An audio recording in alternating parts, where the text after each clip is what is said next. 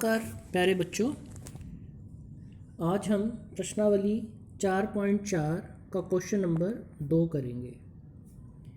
बेटे इसको करने से पहले हमने द्विघात समीकरण के मूलों की प्रकृति के बारे में सीखा था कि द्विघात समीकरण के मूलों की 3 तरह की प्रकृति होती है, मतलब उसके 3 प्रकार के मूल होते हैं। सबसे पहले वास्तविक तथा भिन्न मूल्य, वो कब आते थे? जब विविधकार 0 से बड़ा होता था। फिर वास्तविक तथा बराबर मूल, वो कब आते थे? जब विविधकार 0 के बराबर होता था। और कोई मूल या कोई वास्तविक मूल नहीं निकलते थे, कब? जब विविधकार 0 से छोटा होता था। तो कहने का ये मतलब है कि किसी भी द्विघात समीकरण के मूलों की प्रकृति इस पे निर्भर करती है कि उसका विविधकार क्या है। अगर किसी द्विघात समीकरण के मूल बराबर है तो उसका विविधकार क्या होगा? तभी बताया, बराबर मूलों के लिए विविधकार 0 के बराबर होता है। तो इस क्वेश्चन को भी हम देखते हैं क्या कह रहा है ये क्वेश्चन। देखो ये क्वेश्चन बच्चे क्या कह रहा है कि निम्नलिखित प्रत्येक द्विघात समीकरण में k का ऐसा मान ज्ञात कीजिए कि इसके 2 बराबर मूल हों। हमें दे दिया है कि द्विघात समीकरण जो दिया हुआ है उसके बराबर मूल हैं और हमें किसकी मान निकालना है? k का मान ज्ञात करना है। तो बराबर मूल कब होते हैं द्विघात समीकरण के? जब उसका विविधकार 0 के बराबर होता है। हम इस चीज़ का इस क्वेश्चन में प्रयोग करेंगे। तो चलिए क्वेश्चन नंबर 2 का पहला भाग करते हैं। बेटा ये बड़ा इंपॉर्टेंट क्वेश्चन है, पेपर में आया हुआ है बोर्ड के, तो इसको बड़े अच्छी तरीके से करना है आपने। तो चलिए करते हैं। देखो यहाँ पे प्रश्न दिया हुआ है 2x की 2 जमा kx जमा 3 बराबर है 0। यहाँ पे k का मान हमें नहीं पता, हमें k का मान ज्ञात करना है। कब? जब इसके मूल बराबर हों। तो सबसे पहले वही a b c निकालेंगे। वो पिछले लेक्चर में आपको बताया a b c कैसे निकालते हैं। हल्के हल्के चरों को काट दो, x को काट दो, x के वर्ग को काट दो, x को काट दो। तो ये x के वर्ग का जो गुणांक है 2 और जो x का गुणांक है k और बिना x वाला गुणांक आ जाएगा 3। तो जो x के वर्ग का गुणांक है उसको a बोलते हैं, तो a का मान आ गया 2। x के गुणांक को जो यहाँ पे k है उसको b बोलते हैं और बिना x वालों को, बिना चर वाले का जो गुणांक होता है उसको c बोलते हैं, तो c का मान आ गया 3। तो a b और c आपने निकाल लिए। और उसके बाद हम विविधकार निकालेंगे। विविधकार निकालने का सूत्र आप जानते हो, d बराबर होता है b की शक्ति 2 माइनस 4ac। ये पिछले लेक्चर में हमने सीखा था, विविधकार को d द्वारा प्रस्तुत करते हैं और उसको ज्ञात करने का सूत्र होता है b की शक्ति 2 माइनस 4ac। b की जगह b का मान डाल देंगे, b का मान है k आ जाएगा। माइनस 4 की जगह -4 और a का मान 2 है, 2 रख देंगे। c का मान 3 है, 3 रख देंगे। k की शक्ति 2 तो k की शक्ति 2 बन जाएगा। अब इन तीनों को गुना करना है, पहले -4 और 2 को गुना करेंगे, -8 आ जाएगा गुना 3। उसके बाद -8 और 3 को गुना करेंगे तो आ जाएगा -24। तो ये आपका विविधकार आ गया, k की शक्ति 2 माइनस 24, ये आपका विविधकार आ गया। लेकिन बेटे हमें k का मान निकालना है और k का मान निकालने के लिए हमें क्या स्थिति क्वेश्चन में दी हुई है वो आप जानते हो सारे बच्चे, कि हमें क्या स्थिति दी हुई है कि जो हमें द्विघात समीकरण दिया गया है उसके मूल बराबर है। लेकिन द्विघात समीकरण के मूल बराबर है, इसलिए हम जानते हैं मूल बराबर कब होते हैं? जब विविधकार 0 के बराबर हो। विविधकार मतलब d का मान किसके बराबर हो? 0 के बराबर। तो d का मान हम ऊपर निकाल चुके हैं। d का मान आया है k की शक्ति 2 माइनस 24, तो d की जगह d का मान रख दो, k की शक्ति 2 माइनस 24 और बराबर के इधर क्या आ जाएगा? 0। तो k की शक्ति 2 माइनस 24 बराबर आ गया 0। अब यहाँ से हम k का मान ज्ञात कर लेंगे। यहाँ से k का मान कैसे ज्ञात करेंगे? देखो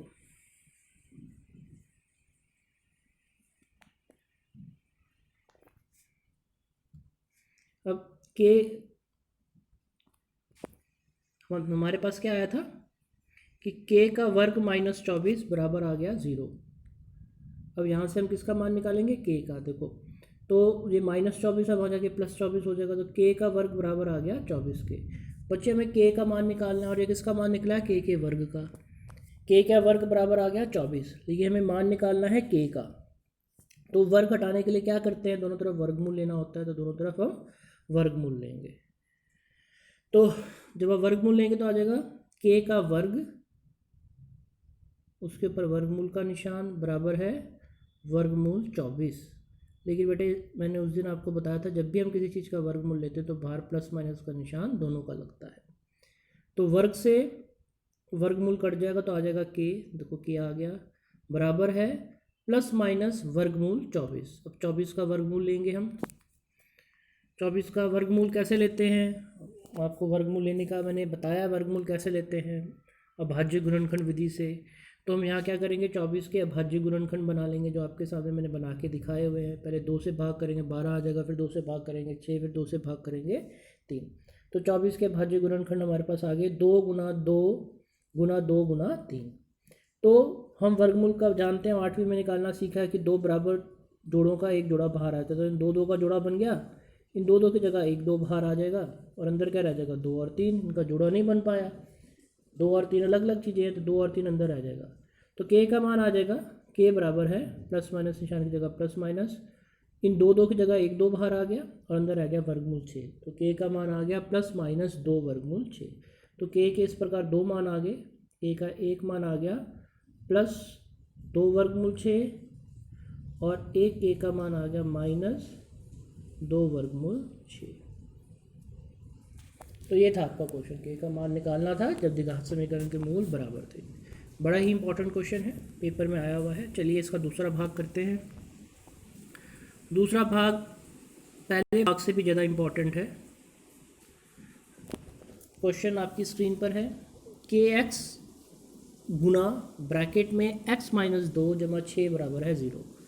सबसे पहले तो ये क्वेश्चन देख के आपको लग रहा होगा सर ये तो द्विघात समीकरण ही नहीं है, तो इसको हम द्विघात समीकरण बनाएंगे। देखिए कैसे,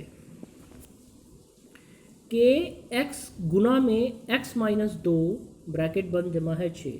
तो बेटे मैंने आपको पहले ही बताया कि ब्रैकेट के बाहर जो भी चीज़ है वो अंदर वाली हर एक चीज़ से गुना होगी। तो ये के एक्स से भी गुना होगा और ये के एक्स माइनस 2 से भी गुना होगा। तो के एक्स गुना में एक्स, ये के एक्स है, ये एक्स से भी गुना होगा और यही के एक्स माइनस 2 से भी गुना होगा। तो माइनस के एक्स गुना 2, माइनस का निशान मैंने यहाँ ले लिया, ठीक है, माइनस के एक्स गुना 2 जमा 6 और बराबर है 0। अगले स्टेप पे आ जाते हैं। अगले स्टेप पे देखें, के एक्स को एक्स से गुना करना है। तो बेटे एक्स गुना एक्स, एक्स वाला एक्स से गुना होगा, एक्स गुना एक्स, ये एक्स जमा एक्स नहीं, एक्स गुना एक्स है। तो इसमें क्या होती है, शक्तियाँ जमा होती है, इस एक्स की शक्ति 1, इस एक्स की शक्ति 1, तो 1 जमा 1 2, तो आ गया के एक्स की शक्ति 2। के वाला तो अलग चीज़ है, ये एक्स से एक्स गुना होगा। आगे चलते हैं, के एक्स से 2 को गुना करना है तो माइनस जाएगा, माइनस का निशान 2 और के, 2 गुना के आ जाएगा, 2 के एक्स आ जाएगा। इसमें कोई भी गुना नहीं होगा, सब अलग अलग है, के अलग, 2 अलग, एक्स अलग, तो 2 के एक्स लिख दिया जमा 6 और बराबर के निशान के उधर क्या आ जाएगा 0, बराबर है 0। तो अब ये बन गया आपका द्विघात समीकरण। के एक्स की शक्ति 2 आ गया ना, चर एक्स की शक्ति 2 भी मिल गया, एक्स भी मिल गया, और ये द्विघात समीकरण मानक रूप में ही लिखा हुआ है। के एक्स की शक्ति 2, सबसे पहले एक्स की शक्ति 2 वाली रकम आ गई, फिर एक्स वाली आ गई माइनस 2 के एक्स, फिर आखिरी में बिना एक्स वाला पद आ गया। तो ये एक द्विघात समीकरण बन गया। तो यहाँ से पहले ए बी और सी का मान निकाल लेते हैं। ए बी और सी का मान हम ज्ञात कर लेते हैं। तो यहाँ से आपके पास ए बी और सी का मान आ जाएगा। देखिए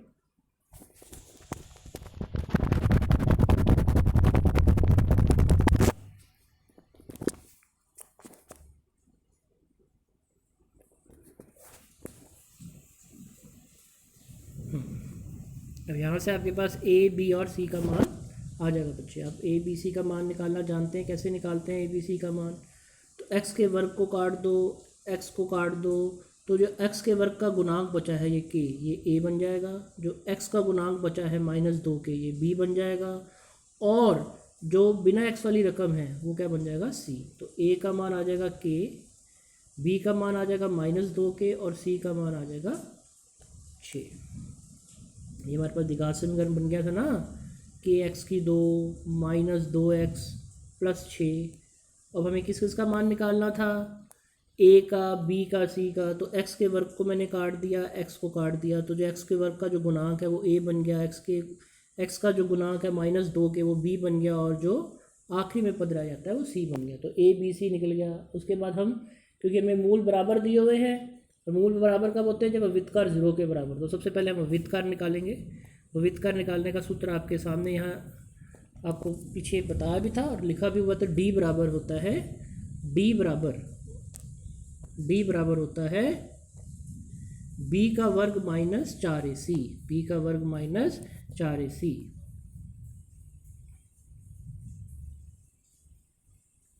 तो d बराबर होता है b का वर्ग -4ac। तो ये आपके सामने लिखा हुआ है, d बराबर होता है b का वर्ग -4ac। तो b की जगह b का मान डाल देंगे। b का मान है -2 के, -4 की जगह -4, a की जगह k आ जाएगा और c की जगह 6 आ जाएगा। a, b और c का मान हमने यहाँ पे रख दिया। आगे चलते हैं। अब हमें लेना है -2k का वर्ग, -2k का वर्ग, -2k का वर्ग।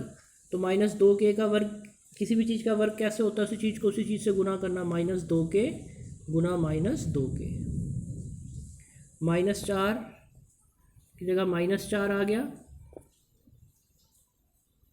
-4 और अब k ने गुना होना है, तो -4 और k गुना होकर -4k बन जाएगा, गुना 6 की जगह गुना 6। अब इन दोनों को गुना करना है, -2k गुना -2k, तो माइनस माइनस -2 करेंगे तो +4 आ जाएगा, और k को बच्चे k से गुना करेंगे तो k की शक्ति 2 आ जाएगा। तो -2k करेंगे तो देखो -2 से गुना होकर 4 आ जाएगा, और k को k से गुना करेंगे। देखो मैंने अभी बताया था कि चर जब गुना होते हैं तो उनकी शक्तियाँ जमा होती है। तो k की शक्ति 1, k की शक्ति 1, 1 जमा 1 2, तो आ गया 4k की शक्ति 2। आगे चलते हैं, इन दोनों को गुना करना है, -4k को 6 से गुना करना है, तो -4 6 से गुना हो जाएगा तो -24 बना देगा, और साथ में k लगा हुआ है, k बन गया। तो ये आ गया हमारे पास विविधकार। विविधकार का मान आ गया, d का मान आ गया हमारे पास, d का मान हमारे पास आ गया 4k की शक्ति 2 -24k, 4k की शक्ति 2 -24k। अब हमें क्या दिया हुआ है कि जो हमारा द्विघात समीकरण है, हमें क्या दिया हुआ है कि जो हमारा द्विघात समीकरण है उसके मूल बराबर हैं। हमें दे रखा है प्रश्न में कि जो हमारा द्विघात समीकरण है उसके मूल बराबर हैं। तो द्विघात समीकरण के मूल बराबर कब होते हैं, द्विघात समीकरण के मूल बराबर कब होते हैं, जब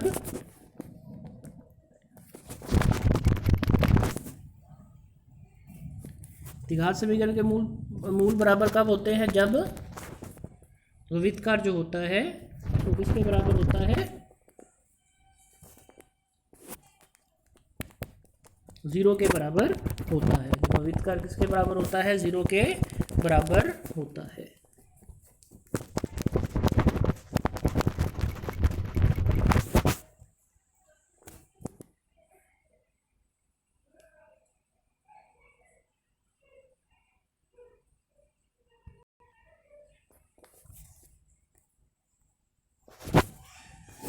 तो विविधकार किसके बराबर होता है, 0 के बराबर। तो d बराबर आ जाएगा 0 के, और d का मान बेटा आपने ऊपर निकाला है। d का मान हमारे पास कितना आया हुआ है, d का मान हमारे पास है, d का मान है हमारे पास 4k की शक्ति 2 -24k।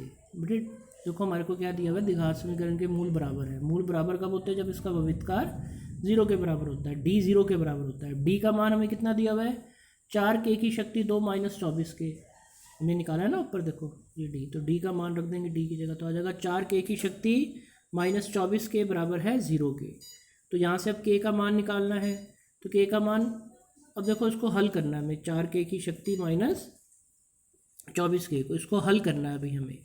तो हल बेटे कैसे होगा, हल आपको बताया है कि देखो 4 की जगह 4 लिख दिया, k की शक्ति 2 आ जाएगा, k गुना k, k की शक्ति 2 को लिख सकते हैं k गुना k, माइनस ये 24 को लिख सकते हैं 4 गुना 6 गुना k बराबर है 0। अब हम इनमें से साझा लेंगे, देखो दोनों तरफ 4 भी आ रहा था और दोनों तरफ k भी आ रहा है, तो 4k साझा आ गया, ब्रैकेट शुरू, ब्रैकेट के अंदर क्या रह गया, के की जगह के, माइनस की जगह माइनस, 6 की जगह 6, ब्रैकेट बंद, बराबर है 0। अब देखो 4 के गुना के माइनस 6, 4 के गुना के माइनस 6 किसके बराबर आ गया, 0 के बराबर। अब हम जानते हैं कि दो चीज़ों का गुना 0 कब होता है, या तो पहली चीज़ 0 हो, या तो 4 के 0 के बराबर हो, या के माइनस 6 0 के बराबर हो। तो यहाँ से के का मान क्या आ जाएगा, 4 के बराबर 0 से के का मान, देखो बेटे दो चीज़ों का गुना, 4 के गुना के माइनस 6 0 के बराबर है। तो दो चीज़ों का गुना 0 के बराबर कब होता है, या तो पहली चीज़ 0 के बराबर हो, या तो 4 के को 0 के बराबर लेना है, या के माइनस 6 को 0 के बराबर लेना है।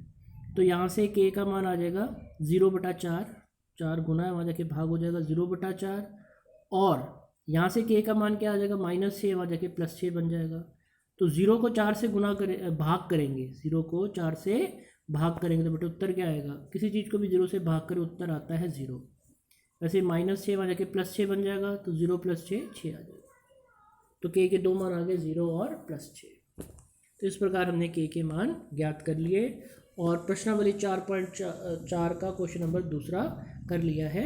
ये बड़ा ही इम्पोर्टेंट क्वेश्चन है, बड़ा ही इम्पोर्टेंट क्वेश्चन है, उसको आपने अच्छी तरह से करना है। ठीक है, चलिए आज के लिए हम इतना ही रखते हैं।